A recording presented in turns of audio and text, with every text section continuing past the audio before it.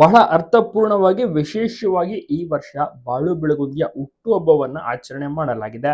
ಹೌದು, ಬಾಳು ಅವರು ಫ್ಯಾಮಿಲಿ ಒಟ್ಟಿಗೆ ಮತ್ತೆ ಸ್ನೇಹಿತರೊಟ್ಟಿಗೆ ಹುಟ್ಟುಹಬ್ಬವನ್ನ ಆಚರಣೆ ಮಾಡ್ಕೊಂಡಿದ್ದಾರೆ. ಒಂದು ಅದ್ಭುತ ಡೆಕೋರೇಷನ್ ಅನ್ನು ಸಹ ನೀವು ನೋಡಬಹುದು.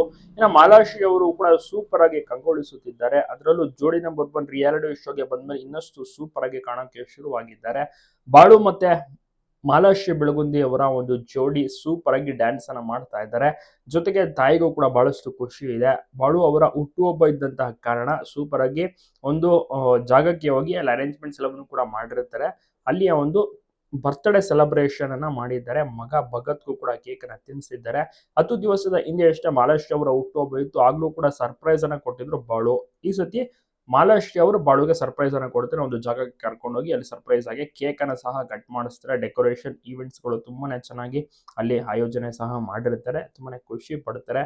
ನಿಮಗೂ ಕೂಡ ಇಷ್ಟ ಆಗ್ತಿದೆಯಾ ಜೋಡಿ ನಂಬರ್ 1 ರಿಯಾಲಿಟಿ ಶೋ? ನೀವು ಕೂಡ ನೋಡ್ತಾ ಇದ್ದೀರಾ? ನಿಮ್ಮ ಒಂದು ಅನಿಸಿಕೆ ಅಭಿಪ್ರಾಯವನ್ನ ತಪ್ಪದೆ ಕಮೆಂಟ್ ಮಾಡಿ.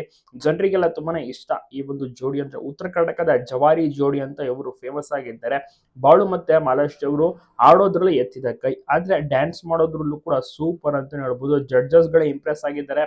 ಒಳ್ಳೆ ಅಂಕವನ್ನ ಕೊಡ್ತಾ ಇದ್ದಾರೆ ಅಂತ ನೀವು ಲೆಕ್ಕ ಹಾಕಿ. ಇಷ್ಟರ ಮಟ್ಟಿಗೆ ಡ್ಯಾನ್ಸ್ ಪ್ರಾಕ್ಟೀಸ್ ಅನ್ನ ಮಾಡಿರ್ಬೋದು, ಅವರು ಶ್ರಮ ಇಟ್ಟು ಕಲ್ತಿರ್ಬೋದು ಅಂತ. ಸೊ ಹೀಗಾಗಿ ಚೆನ್ನಾಗಿ ಪರ್ಫಾರ್ಮೆನ್ಸ್ ಅನ್ನ ನೀಡ್ತಾ ಇದ್ದಾರೆ. ಇವರ ಒಂದು ಪರ್ಫಾರ್ಮೆನ್ಸ್ ನೋಡ್ತಾ ಇದ್ದಾರೆ, ಬಹುಶಃ ಇವರು ಗ್ರ್ಯಾಂಡ್ ಫಿನಾಲೆಗೆ ಎಂಟ್ರಿ ಕೊಡುವಂತ ಸಾಧ್ಯತೆ ತುಂಬಾನೇ ಇದೆ.